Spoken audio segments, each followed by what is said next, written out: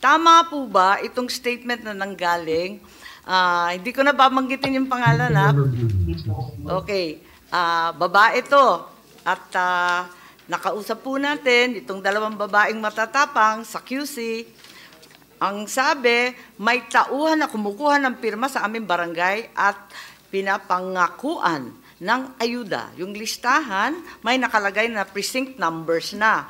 Pumirma kami kasama ng aking asawa, kapatid at ninang, ngunit hindi ba namin nakukuha yung ayuda hanggang ngayon. Tama po ba yon? Tama po ba yon, Witness 3? Tama po. Okay, Witness 4. Madam Chair, Yes po. Yes, if they are brave Congressman witnesses, bakit po sila nakamaskara? po. Kung sila po ay matatapang na mga witnesses, bakit po sila nakamaskara? Ako, pinakamatapang na po yan. At yung Sila- iba talaga ayaw pumunta. Bakit po sila nakamaskara? Ang alam ko po sa matatapang na witnesses, talagang haharapin po nila lahat ng consequences. Tama. Thank you. Pwede ninyong sagutin, ba't kayo nakamaskara? Ba't kayo nagkukuble?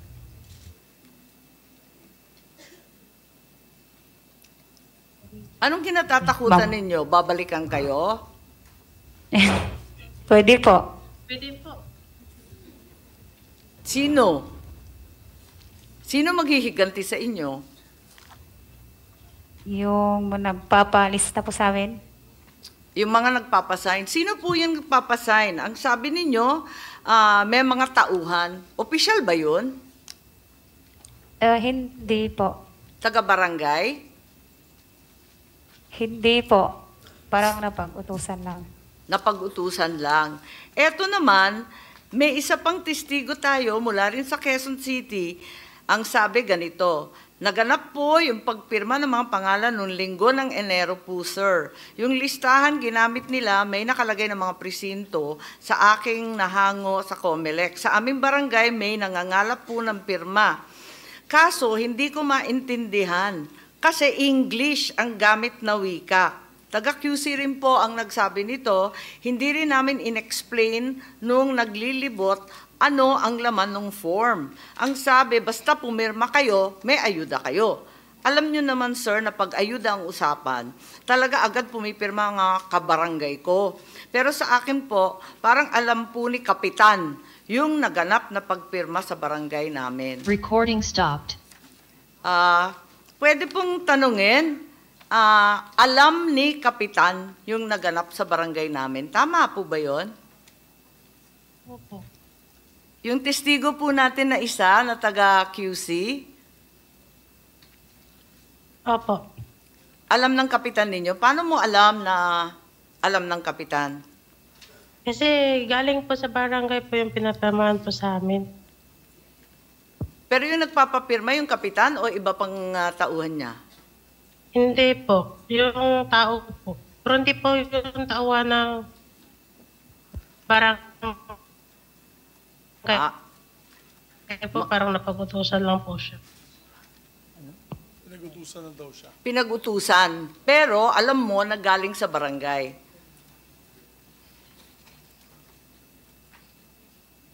Kaya ka ba natatakot?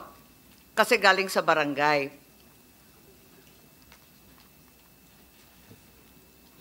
Tama po ba yun? Pakisagot na lang kay Congressman Marcoleta. Kasi sabi niya, ba't daw kayo Opo. nagtatakip? Madam Chair?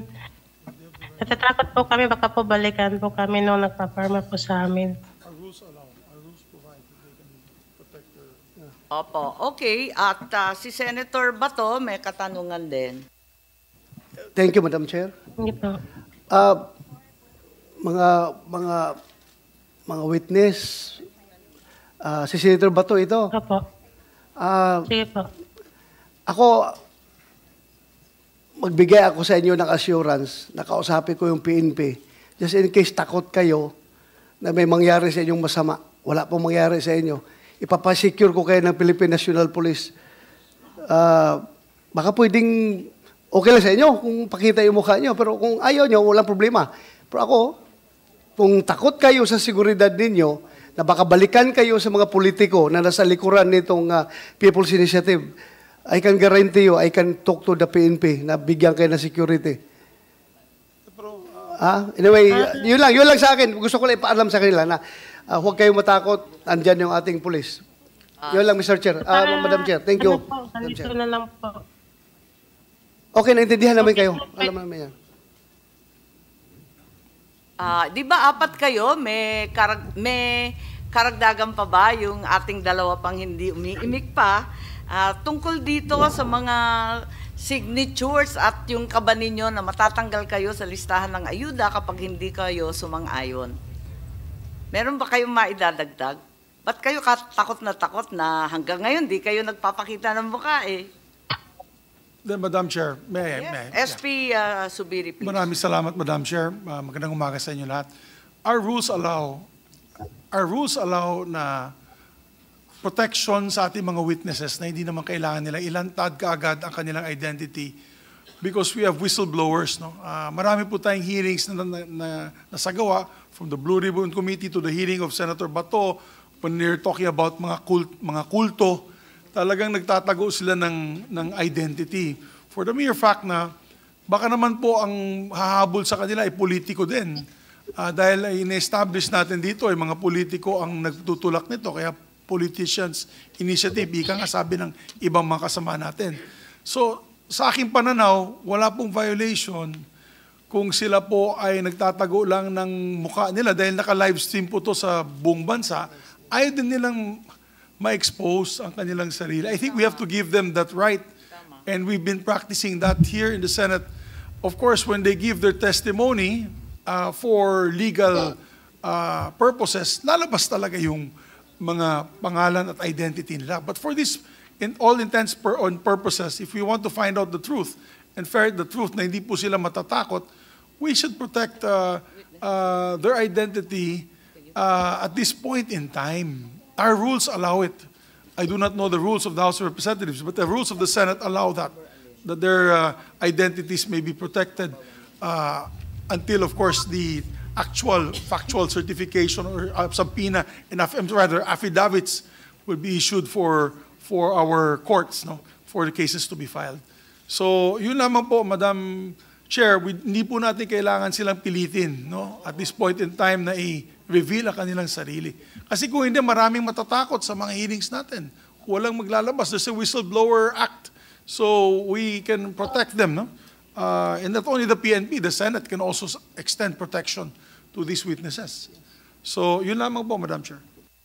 Yes, Madam Chair, Yes, Madam sino po Chair. yun? Yes, we I just want to acknowledge know Senator if Villar.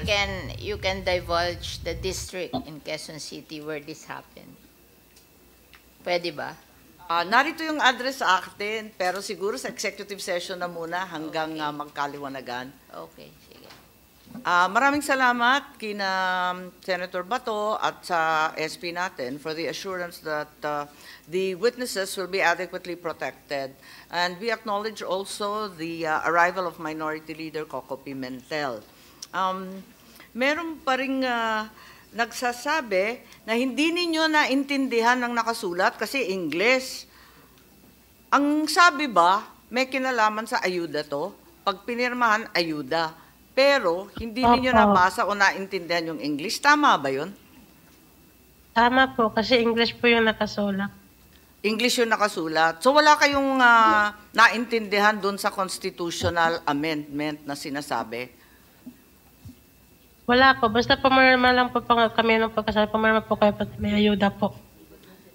Wala ba silang pinaliwanag na may kinalaman to sa ating saligang batas? Wala namang ganon.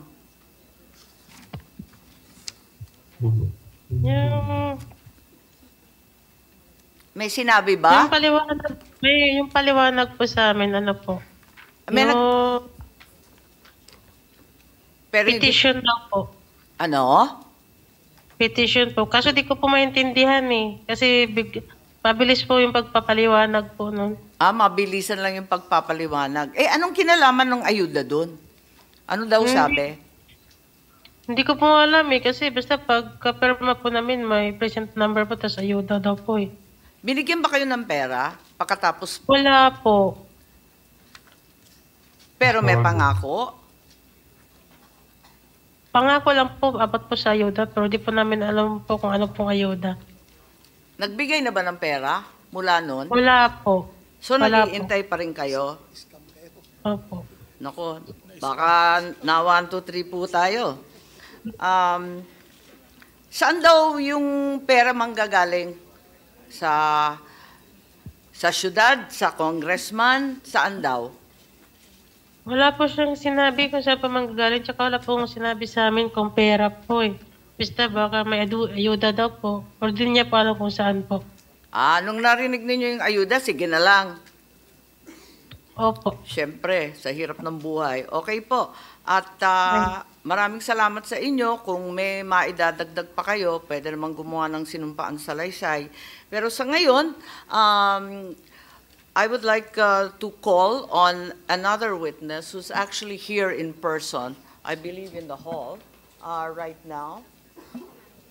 Madam Chair, Yes, please. abang tinatawag natin, Madam Chair, can I inquire something? Yes, please proceed. Yes. May I know from the Chair if Attorney Anthony Abad was invited?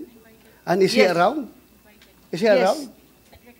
He Nag-regrets. was invited, but yes, regrets. Yung pangalan niya is very, very visible doon sa form, yung petition form na pinapakita nila. So, can we insist on inviting him? O Yes. kung ayaw niya mag-attend, ipasampina natin, Madam Chair? Yes, I think we'll have to consider that. But like you said, Senator Bato, his name is very prominently displayed Yes. on the form. He is the face of this brouhaha. So he should present himself. Otherwise, useless itong magiging inquiry natin kung hindi natin makita yung tao na nandoon sa papel, sa form. So can we subpoena this person, Madam Chair? Madam Chair, Yes, Congressman Marcoleta, please. I am happy that Senator Bato raised this question because That's right. this is the gist of the entire inquiry. Attorney Anthony A. Abad appears to be the proponent of this initiative. Kagaya po ng sinabi ninyo, Senator, bigyan ng katauhan ang nagpasimuno nitong Politicians Initiative. Earlier, Madam Chair, the House of Representatives, sila po ang nagiging parang kontrabida dito.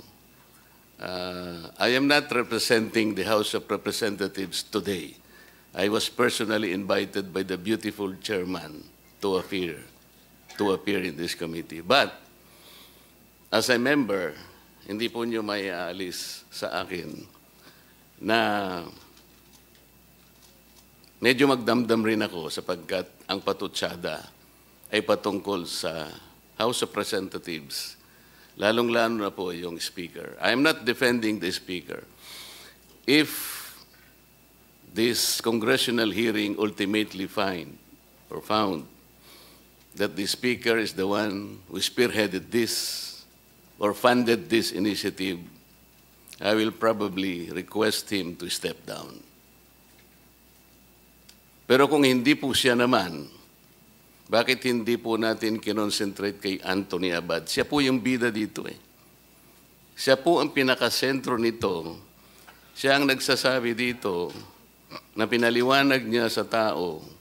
Nagsabi po ng mga tao, we fully understand the rationale of this proposition. We fully understand the consequences, the effects, and the advantages of this proposition. Gusto nating malaman, talaga bang ginawa niya single-handedly or do et al. Ito?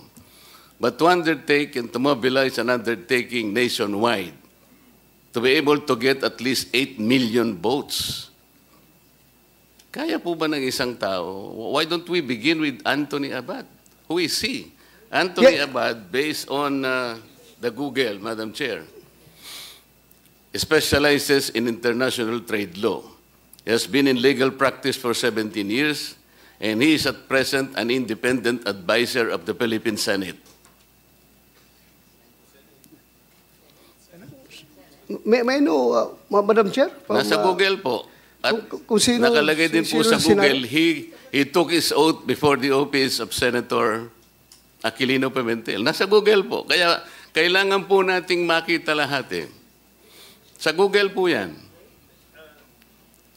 I was also shown that picture, pero hindi ko ma-date eh. Mukhang bata pa kami nun eh. So, so must have been years ago.